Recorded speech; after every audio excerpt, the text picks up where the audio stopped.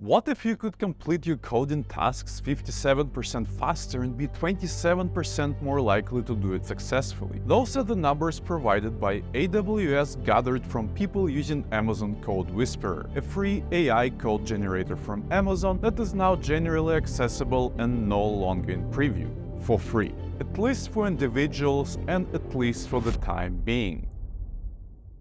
I've been using Amazon Code Whisperer for about a month on my work projects, and it definitely saved me some time from going to Stack Overflow to find how to reverse a string or invert a binary tree, because I can use it right from within my IDE. Outside of VS Code, it's also available for IntelliJ, IDEA, PyCharm, AWS Cloud9, and AWS Lambda Console. And while it supports Python, Java, JavaScript, TypeScript, C#, Rust, Go, Ruby, Scala, Kotlin, PHP, C++, Shell script, and even SQL, I've only used it on projects in Java and TypeScript so far. Code Whisperer doesn't have a ton of features, but it does allow you to move through the suggestions and pick the one you like best. You would just need to press the right arrow key to go to the next suggestion, left one to go to the previous one, or tab to apply it to your current code. And it gets the suggestions either based on the context from your existing codebase or from a comment where you describe what you wanted to generate. One cool thing the Code Whisperer can do is provide you with a link to open source code if it generated the suggestion based on it. That way you can evaluate the license and make sure you can use it in your codebase. Or you can go to the extension settings to just make it not suggest such code. And in the same settings menu, you can also uncheck the box to send your data to AWS for improvement. Outside of just being able to generate the code, Amazon Code Whisperer can also scan your code base for security risks. A lot of companies think of securities as an afterfact, but Amazon and AWS always have it as a priority number one. With the Code Whisperer, each user on the free plan will get 50 scans a month for their code bases, which you can trigger from your IDE. I have not used this feature much yet, but running it against an open source repository revealed some potential risks, though we don't have to worry about them since this is just in test code. Did I say free plan? Currently, it's free for individuals and doesn't have any limitations outside of the 50 security scans a month and not being able to manage licenses and policies on organization level, which makes sense. If I convince you to give it a try, let me show you how to install it. Open VS Code and go to the Extensions tab. In the search field, type AWS Toolkit, click Install, and a new AWS icon will appear on the left toolbar of VS Code. Click on it, and in the Developer Tools section, expand Code Whisperer and click Start. It will prompt you to choose how you want to sign in. You don't need an AWS account, but will need to obtain an AWS Builder ID, so you still have to create some sort of account. And if you already have an AWS account, unfortunately you still have to do this.